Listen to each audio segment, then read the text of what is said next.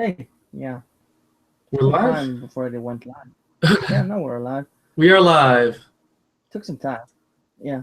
So you want to start up with what we're playing right now? That's the order we're doing things in. All right, we'll start with what we're playing. I I fired up Xenoblade Chronicles recently just for the laughs because I got a little ways into it. I never actually finished the game.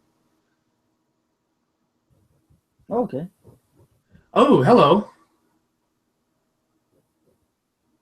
I'm Hmm? getting echo over here. Oh, hang on. Ha, that might help if I. Nice. Okay, I'm good. I had the video playing in the background, so I started hearing myself. I'm like, wait a minute. Okay. No, what were you saying? Xenoblade Chronicles on the Wii. I got Oh yeah. decently through that I one. heard it. I got a decent ways into it, but I never actually finished the game. So I was like, you know what? I got a new, I played it back when I was living with my folks. So new Wii, might as well start a new save file, go with it. A lot of fun. I'm enjoying that. Still playing the Division a little bit, but I just picked up Doom yesterday, and I dove right into Snap Map, and I am loving it. It is a phenomenal little piece of work, piece of software to work with. I'm enjoying All it. right. I heard Xenoblade is probably the best RPG on Wiki. Oh, definitely. Well, I mean, you got the soundtrack was partially composed by Yoko Shimomura of Kingdom Hearts and Secret of Mana, Super Mario RPG. Guile's theme from Street Fighter Two. She's got her fingers in a lot of different games, and she did a very good job. She didn't write the entire soundtrack to Xenoblade, but she was influential in its design, and she's a very very talented composer and one that I really like. Okay. Hmm. I always like having good soundtracks on, at least on my Oh yeah. RPGs. Oh, definitely. Now that's kind of why I love Final Fantasy X because Uematsu's a those. Uematsu is fantastic. I like his music a lot too.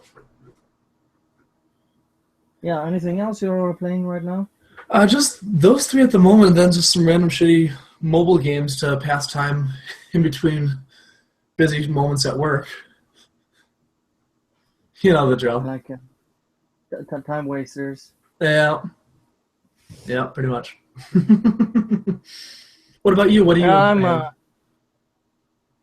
kind of playing PES. I've been playing a lot of older games, like going through games I beat and then just doing some trophy hunting, just trying to be complete the game completely. So I've Cool. been going through a lot of games, but lately just PES 2016. That's been my main game. Okay. But uh, Good I times. mean, also Heroes 3 on my PC from time to time. So it's Heroes I'm of a Might and little bit, Magic. yeah. Okay. Yeah, so I've been kind of all over the place with what I've been playing. Good times. Good times. Awesome. So yeah. So there was one thing that I wanted to kick off with talking about before we get into you because I know you wanted to talk about E3 predictions, but I wanted to talk about the new characters that have come into Killer Instinct with season 3 that started back in March, and they just announced and released Gargos. That was a week ago, 2 weeks ago, and honestly, after the combo breaker out in out in Illinois, which was last weekend. Uh, there's a lot of people that are really talking about how the meta has done just phenomenal in Killer Instinct. Everybody's playing something different. They added in Rash from Battletoads and the Arbiter from Halo as playable characters. Oh, really? Yeah, and the Arbiter is actually reasonably playable. He's and there was there was a couple people that mained him in Combo Breaker. Huh. And yeah, I mean, that was really cool. They had, and then the two new characters. Gargos is like a gargoyle kind of character. I haven't had much chance to play with him, but the one that I've been playing with is Mira, who's a vampire who will use her own blood as a weapon. She'll extract her own blood out of herself, and then she can regenerate that health as she does damage. Okay. Yeah, it's really slick. So that's been really cool. Oh, go ahead. I'm not really the biggest. I haven't played really that many fighting games, so yeah. And I don't have an Xbox One, so. Yeah, that'll complicate things. It is available on PC, but the majority of people are playing it on the Xbox. Which, if there was a game, if you like fighting games, the new Killer Instinct is amazing. It's got some of the best netcode out there for online play, and the overall gameplay is just the overall character development. Like, they've done a really good job of balancing. The meta is diverse. I mean, there's people playing everything. Last year, EVO, the top 8, everybody mained a different character. You never see that in fighting games, so that's huge. That was huge right there. But yeah. Usually, it's really unbalanced with stuff like that. Usually you'll start to see a tier list, yeah. You see, perhaps 3-4 characters people are rotating on and switching in between, and those are mainly the. You'll see a lot of that. A lot of times you'll also see tier lists where there'll be like 6 or 7 characters at the top tier that you will always play against in tournament play, and then there's others that you will never see. And to a degree, Killer Instinct has a little bit of that because they got a decent sized roster. And up at this point they're now up to 22 characters. I mean, so there's some decent variety available. But at the same time, the number of people that play one character over another is very evenly spread out. You'll see a little bit of clustering around a couple of specific characters just for ease of play and easy to pick up and and play well. But in terms of the overall metagame, you'll find everything, which is great. I love it. Yeah, the first season didn't have like 12 characters or something. No, it only had 8. Oh, okay. Yeah, they only had 8 in season 1, and then they added another 8 in season 2. No, they added 9 in season 2. And then with season 3, they're doing another 8, and they made an alternate character skin for Jago into its own character. They completely redesigned, his entire moveset got a full redesign. Okay, so kind of like the Mortal Kombat thing. Yeah, where it was more than just a palette swap. Yeah, that's basically what they're doing with that. But the metagames the tournament scene has had a bit of a shakeup lately with LCD, one of the more well-known people in the competitive circuit. Posted a tweet talking that on this was Tuesday. Yeah, said can't really blame people for KI numbers being so low at CEO. There was a $15,000 pot bonus last year. $700 fight to win $50. Yeah, no. And people started looking at that, saying it's not worth it to go to the smaller tournaments. And people just started. Just dogpiling on him for it. But there's a little bit of a backstory to this in the way that tournaments have run in recent years, where there will be a pot bonus for attending. If you make it, top 64, top 128, you're at least guaranteed something for your trouble, and you're not completely out. If you get top 8, you're basically getting $20,000, $100,000 for top 2. You know where I'm going with this. You see what I'm getting at? Yeah.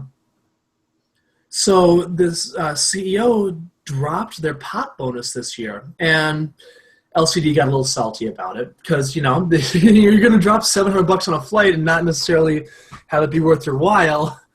From a financial standpoint, if you live and die by your tournament winnings, you know, that kind of makes sense.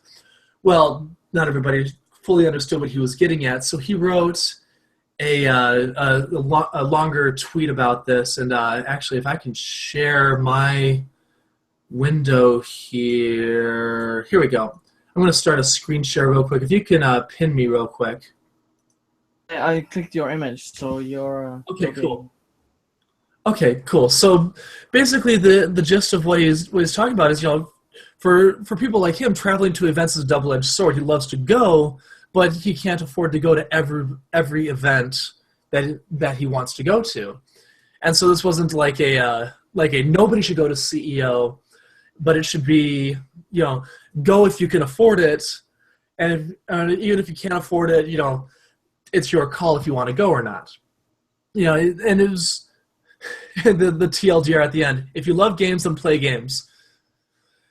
And so it was interesting to see the reactions of everybody and how people were handling the whole reaction to his comments. Because, I mean, he raises a good point. I mean, if you can't afford to go to every event, you have to pick and choose, and it's not always worth going to some of the smaller events if you're not necessarily going to be guaranteed some semblance of winning. Now, bear in mind, LCD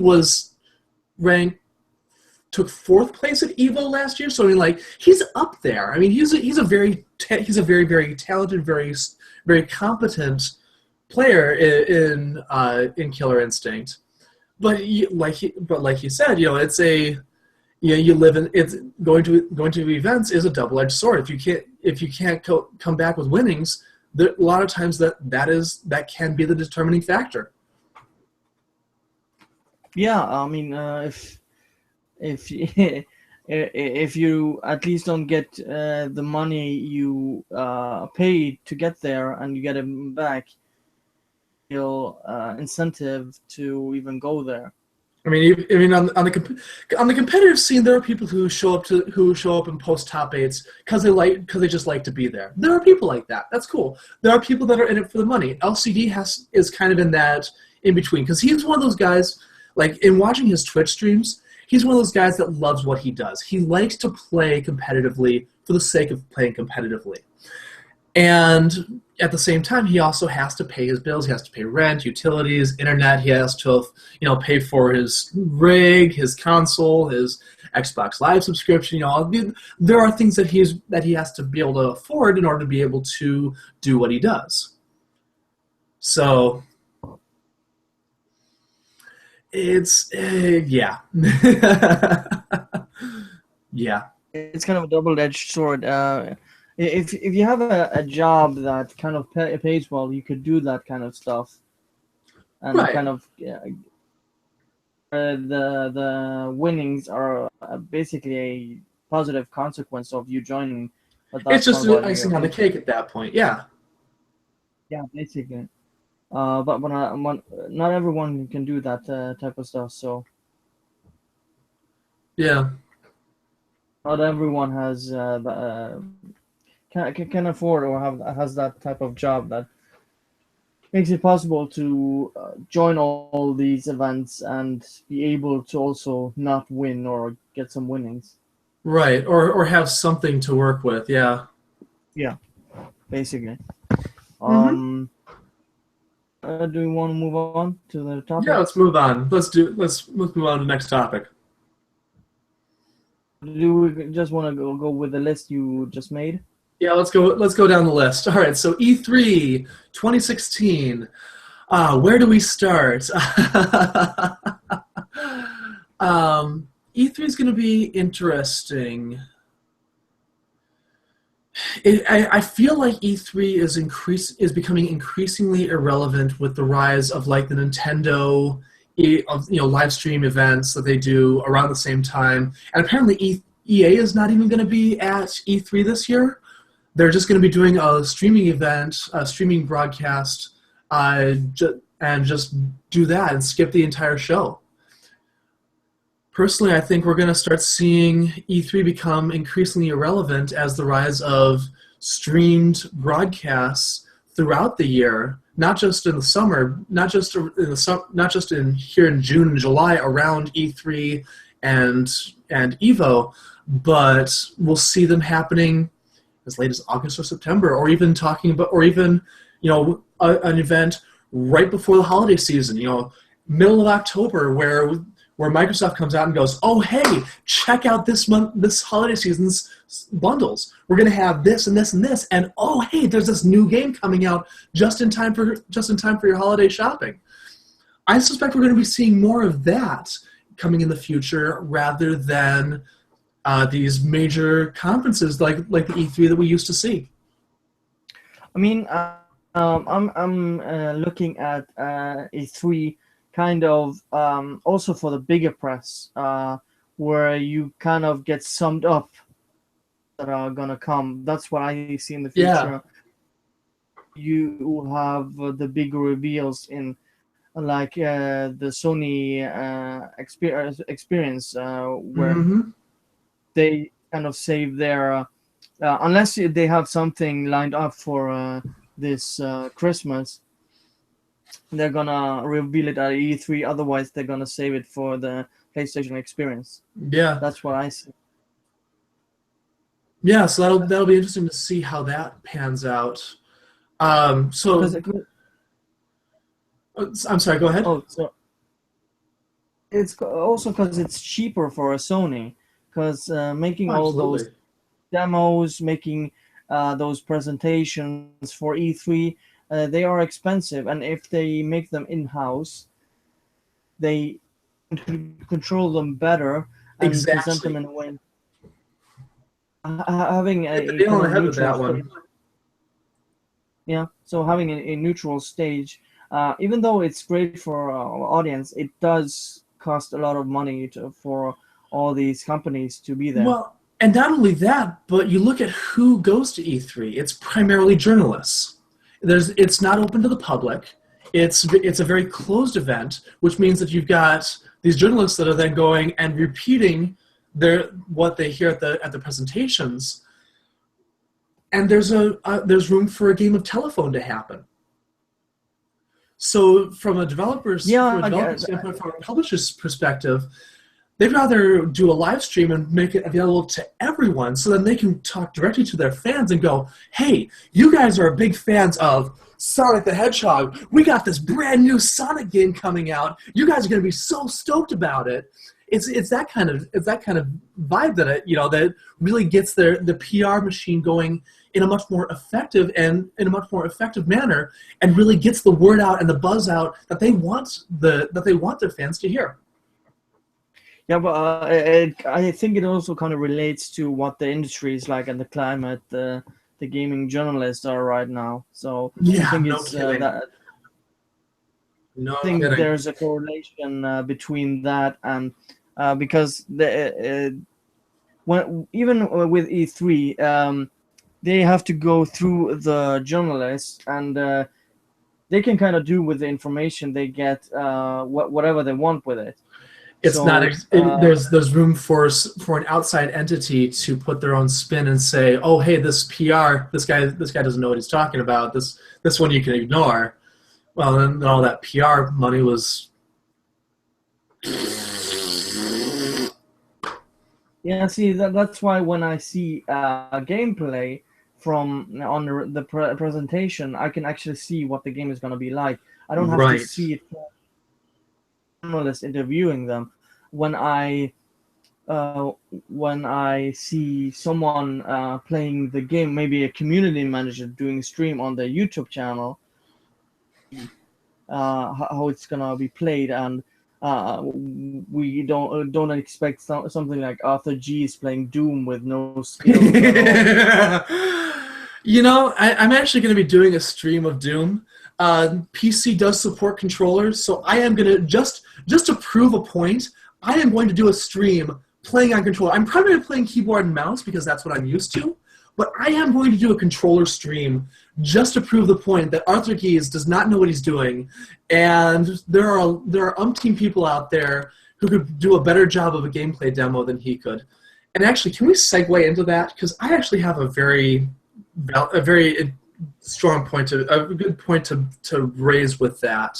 Just going off the whole PR thing that we were just talking about, Arthur Gies playing Doom the way he did, honestly, I think that was damaging PR for Bethesda and id Software, because playing that game the way he did, we know he's inept because we've seen enough other people play it and play competently, or people that are bad at the game and admit it and know it and laugh about it. But it's easy to infer from the video that Polygon put out that the new Doom is difficult to control, because the way he's like aiming and like missing entirely. If you didn't know any better, if you were, say, somebody who primarily reads Forbes magazine, you see they linked to this Polygon video of the first 30 minutes of Doom. You look at it and go, that looks like it's really hard to control. I don't think I could play that game. I'm going to go look for something else. And that's the sort of that would, if I were doing PR for Bethesda and id Software, I would be in full-on damage control. See, that's why I think these companies are so tired of these companies being representing them, that they're banning them, like they did with Kotaku. Ubisoft did with Kotaku last year. Yeah, because and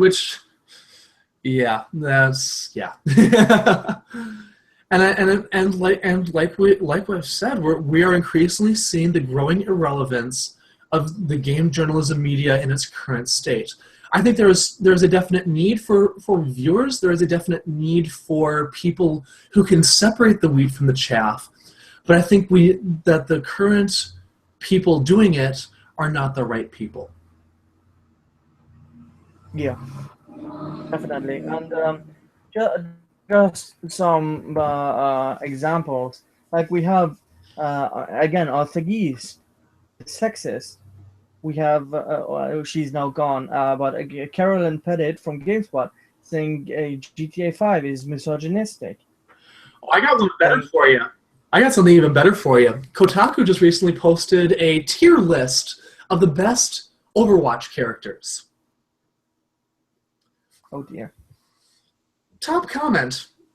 Just out of curiosity, what was the criteria for the best characters? The author, Patricia Hernandez, replied saying artwork, memes, internet jokes, and gameplay. Gameplay was the bottom criteria. Jesus Christ. I'm sitting here going, oh, gameplay should be your first and primary criteria if you're looking at a tier list. Every tier list out there, if it's in fighting games, it's based on ease of pulling off solid combos, ease of or diversity of skill set, power of skill set, and how well they handle against other characters. That's all gameplay mechanics are the primary reasons for a tier list. And she comes out and says, memes and fan art as criteria. Yeah. Well, we also have IGN with too much water. Yeah, the too much water. That was funny. The other one, it was I don't know if it was the IGN podcast or if it was the GameSpot podcast. But one of the guys was talking about how you can't record gameplay footage on PC.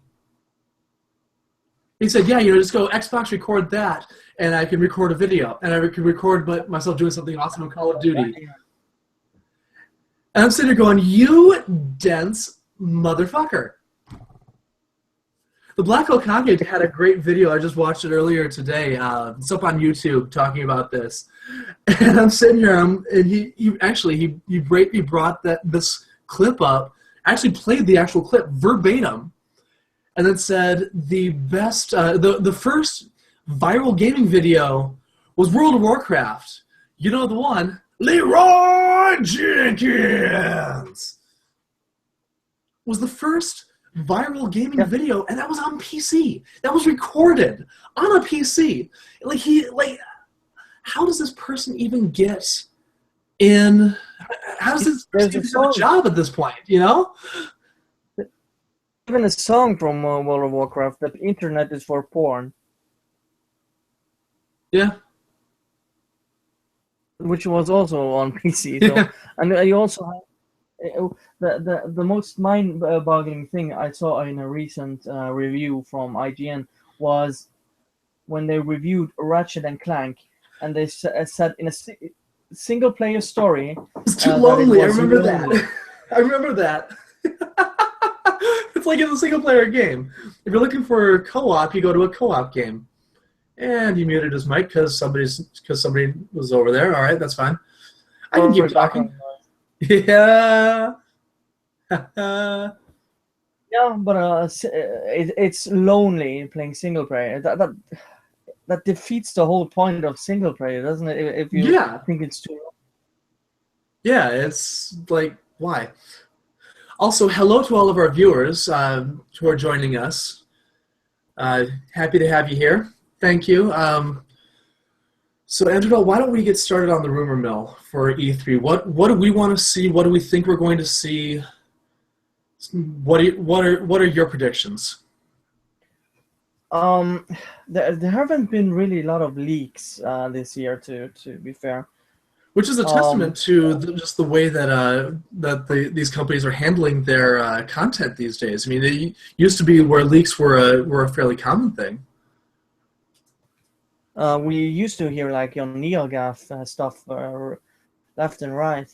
Oh yeah, of course now NeoGAF is banning anyone who disagrees with you with the mod. So yeah.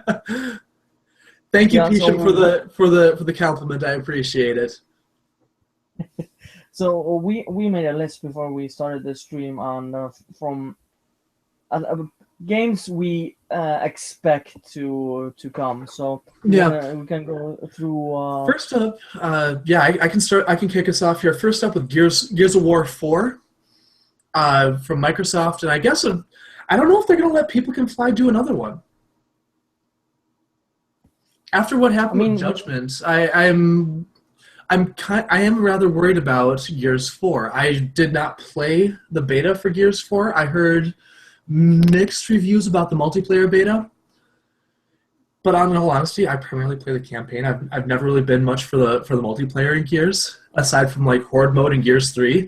So this is going to be a little interesting for me with Gears 4 because where are they going to take this one? I mean, the Lambdas are gone. I mean, it's from a lore standpoint, the only way they can go at this point is down, from my perspective. I mean, they could probably like do a like humans against humans, but the point of the series, wouldn't it? Yeah, it kind of would. I mean, they could do a part about the Pendulum Wars, because that really was never fleshed out. It's mentioned in several instances, in several parts of the story. They mention it, and they've got like some novels, I guess, that were written about it.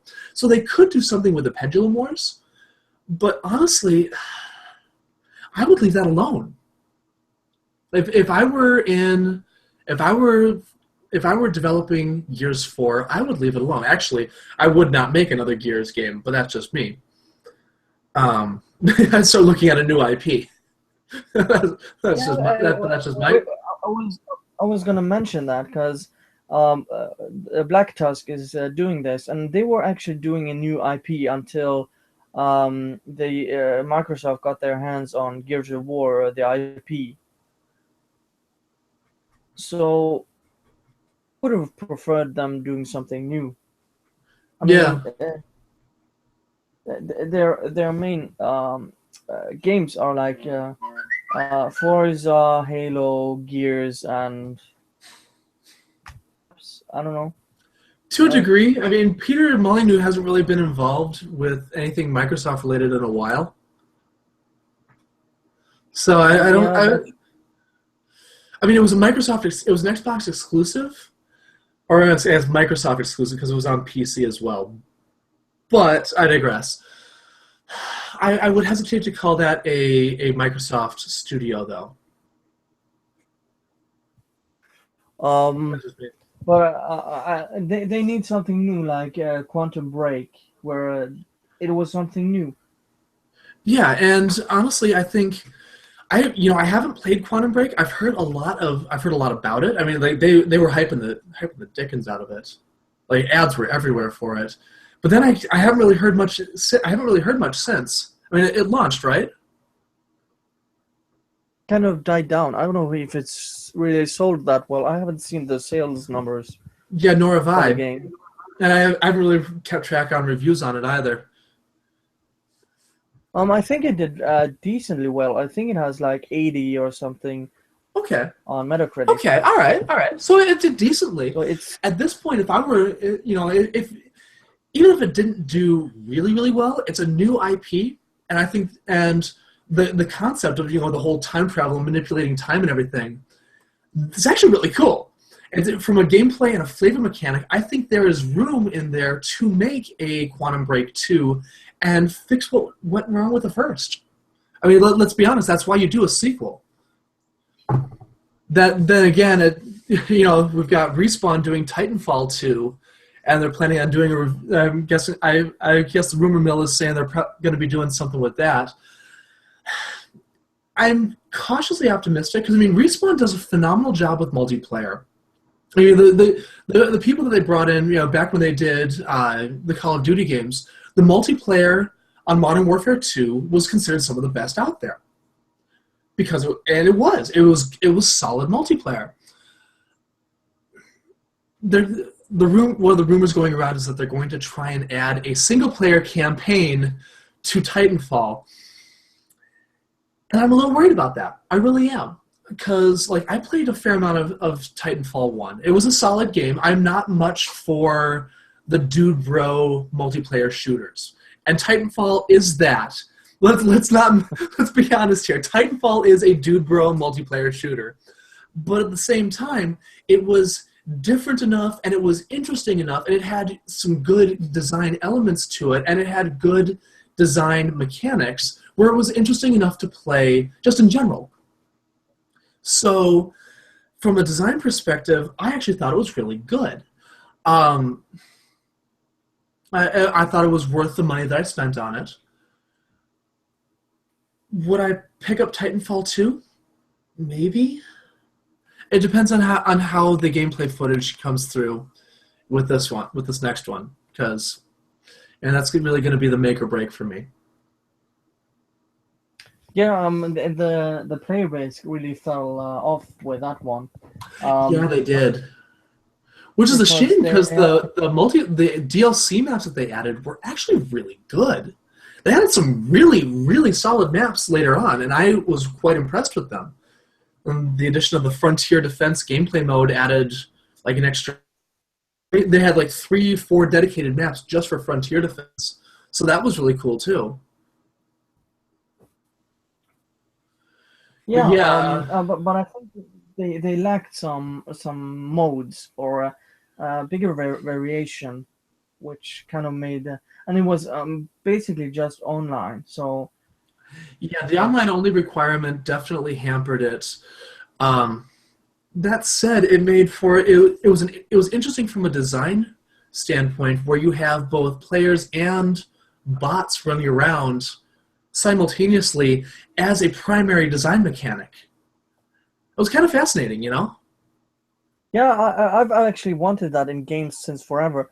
I don't even know why. Ever since Battlefront, yeah. More studios use bots. Yeah. And then, so let's see, other games on the list. Apparently there's rumblings about Deep Silver is going to tease some new Dead Island stuff. I mean, I just saw another ad. They've got a Dead Island 2-pack for PS4 and Xbone that's available now. They did an HD reskin for the current console. So my guess is they probably did that to prep for a new Dead Island on the current gen consoles. Yeah, and second one didn't really do that well critically, Yeah, that's or what I heard. I skipped it because the first one was solid. It was actually very solid. yeah, and the second one was bugs. Oh yes, That's it was. so it was worse than for the worst first that I know the first that I did have bugs, but the second one I think it was rushed because Speaking of lots of bugs, Homefront: The Revolution. What the fuck? You had that have you had your first game was unplayable. You would think you would learn how to fix it. I mean, even though I get the whole development hell and switching publishers a couple of times because THQ went under. I get that, but at the same time, you know that your first game had a lot of bugs to it and was pretty much unplayable. My PS3 crashed 5 times in 2 hours.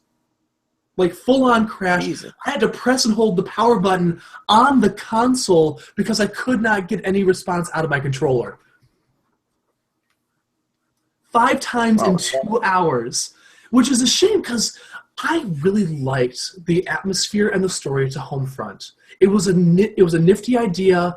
The story was actually decent for a first person shooter on the console. When it came out, and was it 2011, 2012? I want to say it was a decent story for what it did. I mean, it had the premise was interesting. The weapon variety, like different weapons would have like different sights on them. You might pick up an MP5 that'll have an HCOG sight, and there'll be another one that'll have just iron sights on it. And you might pick up a SCAR with a 4x zoom, and you might pick up one that's got an HCOG. It really depends on what you find. It was kind of nifty to see that, where it would different mobs would drop different rifles, and you'd switch your rifle because you found something with a different mod on it that you liked. Yeah. But I'm just interested to see what they do with Dead Island and Yeah, definitely. because if they don't fix the third game now and it's still riddled with bugs, it's bye bye.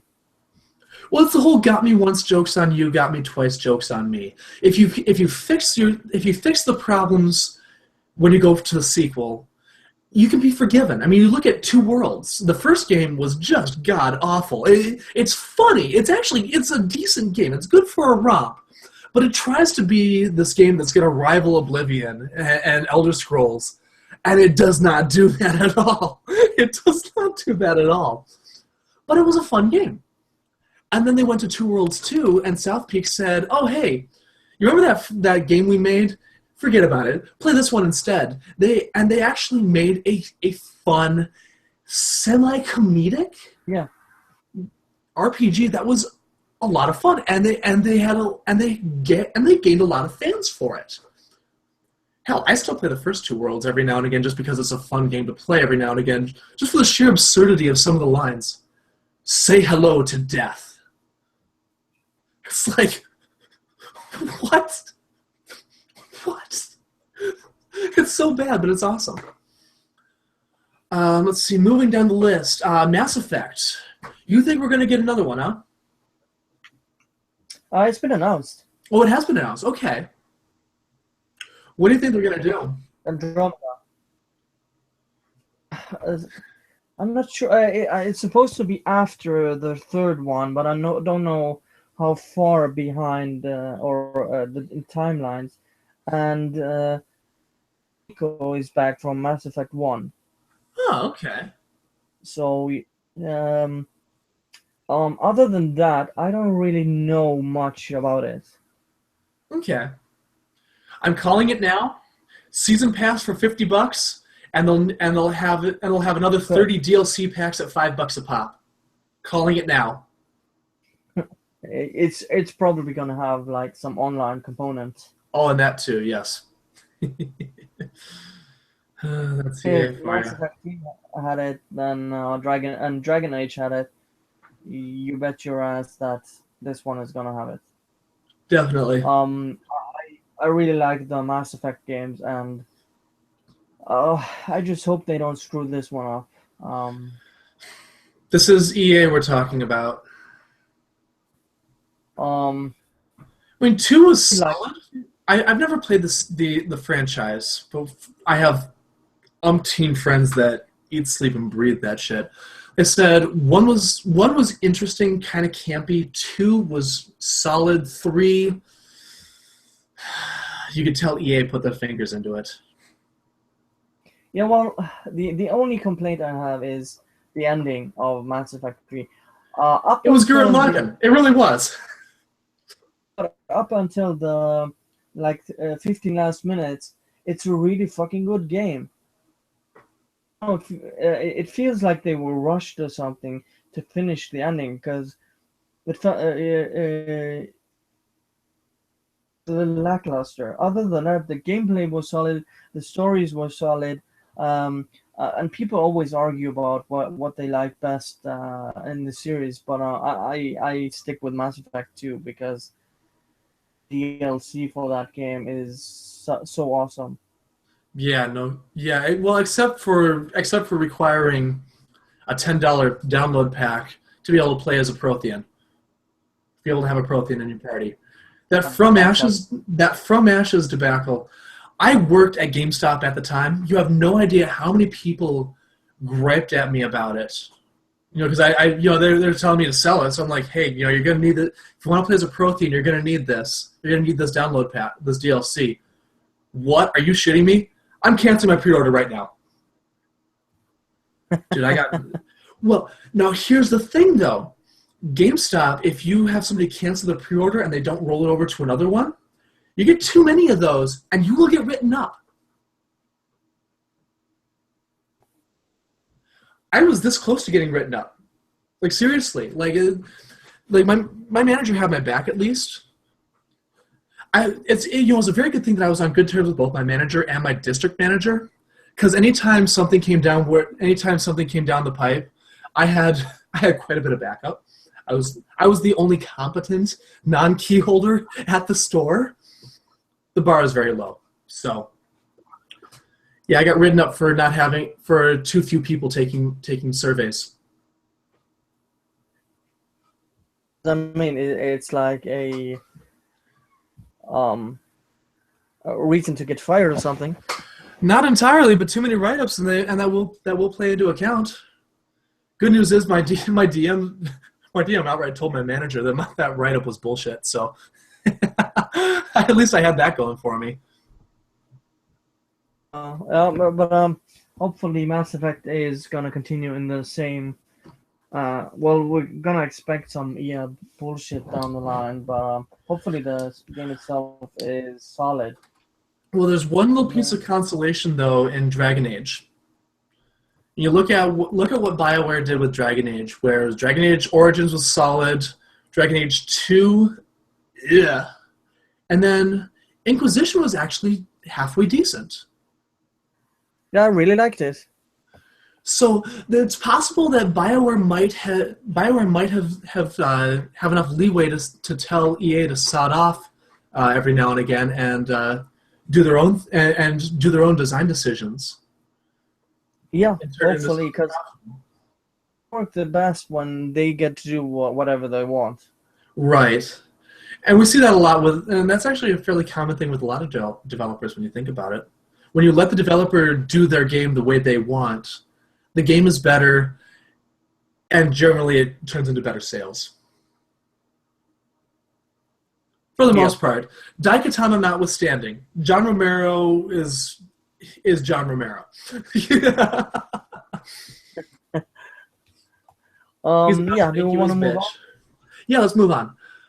So the Battlefield 1 and Call of Duty Infinite Warfare, let's put the two of them together just because it's more dude bro shooters, another $60 season pass, plus your monthly subscription for PlayStation Plus or Xbox Live.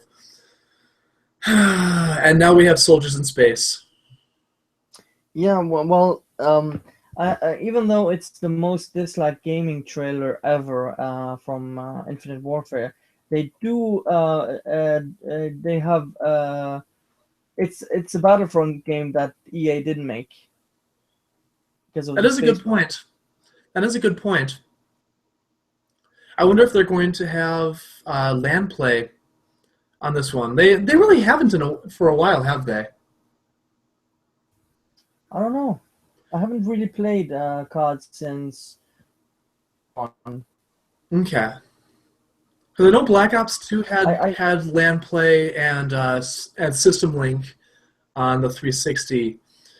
I think Modern Warfare 3 did, but I don't remember. not sure. Yeah, so I Mirror's Edge Catalyst, Why Die Now mentioned that one. That'll be an interesting game to see how that one pans out. I never did get to play the first Mirror's Edge, and I'm kind of kicking myself for not. I really should play it. Although from what I've heard, I thought I saw a clip about Catalyst where they actually had some gunplay involved this time, and I'm sitting here going, I don't think so, Jim. I don't think so. I'm a little worried about that. I really am. in my backlog, Mirror's Edge, I've played like 50% through it. So Oh, okay. it's an alright game, but it's not for everyone. It's so there are people who gonna be looking forward to it, but the rest are gonna be like meh. Right. But going back to the topic, which is Battlefield 1 and Infinite Warfare. Battlefield 1 actually did something new compared to And what are they doing with Battlefield 1? I haven't really followed that too much. World War 1. Oh. Okay. All right. I can get behind that. I can get behind Exactly. that. I think that'll be interesting. What would be really fascinating is if they actually include the assassination of Archduke Ferdinand, where you play as one of the Serbian death cultists that that assassinated the Archduke. That could be a really interesting thing where you have like a single magazine to work with. Just have to get that one shot off on the Archduke, and then you have to escape, or you're basically just running through old Serbia, and just running through the just ducking through the alleys and going up to the jumping across the rooftops and everything. I think that could be a really interesting design space to work with. And the tanks are different. Airplanes are different. There aren't going to be any choppers. There are different guns, so it would be interesting. And like that, all my hopes of having some stealth and parkour action are out the window.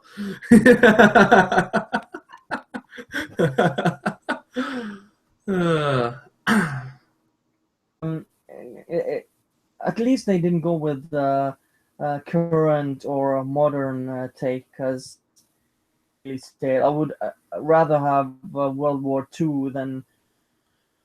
I would not mind seeing like a return to the Vietnam War, or Korea. I think both of those would open up some interesting design space for new stories. Plus, you're working with relatively modern equipment, but you still have that older feel to it. And let's be honest, you can get away with playing Motown and introducing. You just annoy the kids with old, Motown. Thank you, Pisham, that it was Bosnia, not Yugoslavia. Bosnia, not Serbia. Thank you for catching me on that one. My bad. Yeah, but it was a Serbian that killed, so you weren't wrong there. But yeah. Right. It was a Serbian in Bosnia. That's what it was. Details. Battlefield 1 could actually be the big surprise. It's kind of odd calling it Battlefield 1, though. I don't know, because I don't really know that they never had the Battlefield 1. They only had Battlefield 1943 and 42 and then 43. yeah, sorry, 42 and 43, and then you had Speaking of, Battlefield. I was gonna say we should probably now's a good time to bring back Battlefield 2142, where they did the sci-fi with the mechs and everything. Now would be a great time to bring back Yeah. the 2142 gameplay, because as I recall, that one still has a pretty solid cult following. Yeah, it was a little bit ahead of its time and lacked kind of the refinement. But it's still but it was still a respectable title. Oh yeah, I'm not I saying. think that has it going for it. But with if you develop it today, you could have a really interesting game. Oh, definitely. Moving on, you were talking about you mentioned that Amy Hennig is working on Star Wars now. That's going to be interesting to see how that pans out. Visceral, I believe. Yeah. The other team, the one that didn't do Battlefield Hardline. Right. It's Dead Space. Visceral's a solid team. I like their developers. They have a very the games they make are very solid. Oh yeah, and it would be interesting because the new games are gonna be canon within the Star Wars lore. So interesting. Okay. So where this is gonna even take place, they have a lot of wiggle room.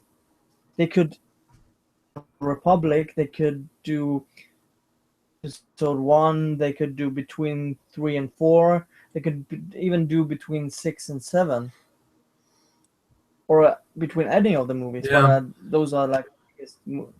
Personally, I would have loved to have seen Rogue One in its unaltered format. Apparently, they're going back and reshooting a bunch of scenes because it's too much like a war movie. Yeah, kind of ironic with Star Wars. I know, right? Star Wars. It is a war movie to begin with. You dense motherfucker. Yeah. Shikataganai. This game could really be interesting. Because Amy Hennig's track record is really good with. She's got a stellar track record for writing. I mean, Uncharted. I mean, that's huge. I mean, she wrote the stories for the first 2 Uncharteds, and I think she was also involved in the third. I mean, she's got some chops behind her. Oh, awesome! Fourth one as well, but she was kind of phased out because they had some differences of opinion. So she was involved. As these things are wont to happen. Also did Legacy of Kain. That's right. I'd forgotten about that one. Huh. Yeah. Here I have it. Soul Reaver, Uncharted, Lara Croft and the Guardian Light. Oh, okay. Huh. Yeah, and she's been director of all these. Yeah, except for Uncharted 4. So she's the director of the new Star Wars game. Okay. So that's gonna be really interesting. Yeah. 2018 on IMDb, but I think it's gonna be 2017. Yeah, that's probably more likely. Hopefully we get to see something right there. So next one, the Xbox or Microsoft with Forza. I believe it's Forza because they switch between the main game and the Horizon every year. So I believe it's Forza Horizon 3. Okay. Now, what was the difference between the Horizon and the main Forza franchise? The main one are only constricted to tracks, just regular track with cars, and then you have Horizon, which is an open world kind of I gotcha. feel to it. Okay. So you just go to an event like Need for Speed. If that's the best comparison, Okay. you and then you race Okay. All right. basically. Okay, that makes more sense. I still think that Forza is the best racing game. If I had the money, I would just for those games. For Forza and Killer Instinct, let's be honest, you'd buy Killer Instinct just to get me to shut up. Just to shut me You up. would probably me because I really I suck at all fighting games except for Dragon Ball Z Budokai 3. Really? Budokai 3 is the only one you're good at. That's kind Yeah. of funny. I'm really good at it, but you can't play online, so to test myself against other players. Did you I had try out a- I had a- Xenoverse? No, I don't really like the open world kind of. I like the 2.5D fighting. I gotcha. Ball. I gotcha. Alrighty. So yeah, we can move on to the next one. Yeah, we kind of talked about We talked about Titanfall. Titanfall. Dishonored 2. So this will be interesting to see what they do with the second one. Apparently, Corvo is still going to be the main character, so I hear from the rumor mill. Yeah, but the queen or whatever she is at this point, she's also supposed to be a playable character. I might be mistaken, but she's supposed to be a playable character as well, I think. Really? Huh. Okay. All right. Yeah, Interesting. so that's gonna be interesting. So, um, I like that Dishonored had the possibility to not kill a single person. I liked that the way Dishonored really let you play up that stealth. It was hard as hell, but it was so worth it when you pulled it off. And I liked that about the game. Yeah. And honestly, I really wish we had more of that in some of these stealthy adventure type games. Like Dishonored was more of a thief game than the new Thief game was, and that's saying something. Yeah, I always like having a mix of being able to do action if it's spotted, but stealth should be rewarded and be an option as well. Yeah, Be really rewarding if you manage to do it correctly. if you manage to pull it off, yeah, it's huge. And that was where Dishonored did a solid job of balancing that risk reward and made it worthwhile to do that pacifist run. You know? It should be. Yeah, it should. Because we kind of lack a good stealth games. I mean, even Deus Ex had a decent amount of stealth, but it played better when you went run and gun. Yeah, because I actually tried it a little bit. The Human Revolution. It's frustrated with the controls sometimes because I tried to play stealth, and it kind of bugs me. Mm-hmm. Because you couldn't do what you wanted to do. I had a lot of that too. Yeah. But yeah, well, the Deus Ex Mankind Divided is gonna be there. That's true. Game. Yeah, we're gonna get a new Deus Ex, which will be interesting to see what Squeenix does with it. Because a lot of people, there's still a very respectable sized community that prefers the original Deus Ex over Human Revolution. Just in the way that it plays, in the way that the story was presented, in the way that you could augment the main character. I'm blanking on his name now. Adam Jensen. Adam Jensen. Thank you. I feel like I feel like they need to really do something new, and they need to do it, but they need to make enough nods to the old Deus Ex, and make it so that if players want to play like the old Deus Ex, it will play like the old Deus Ex. Yeah. If they can pull that off, oh yeah. Yeah, because the frustrating bit it was a little bit controlled.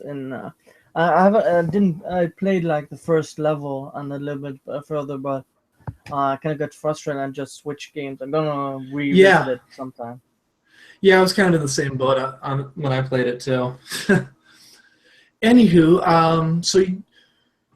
what do you think of the odds of a new Elder Scrolls? You think Bethesda's going to do that? Very slim. You think it's very slim? Personally, I think Bethesda made a mistake with Elder Scrolls Online, because the way Elder Scrolls games have always played is completely antithetical to the balance that is required in an MMO. And just from like a design philosophy perspective, Elder Scrolls is meant for you to make your character as OP as possible and go have a romp. MMOs require balance in everything, and I don't think Bethesda was up to the task. I really don't. Yeah, and they depend on grinding. What grind was there? Yeah.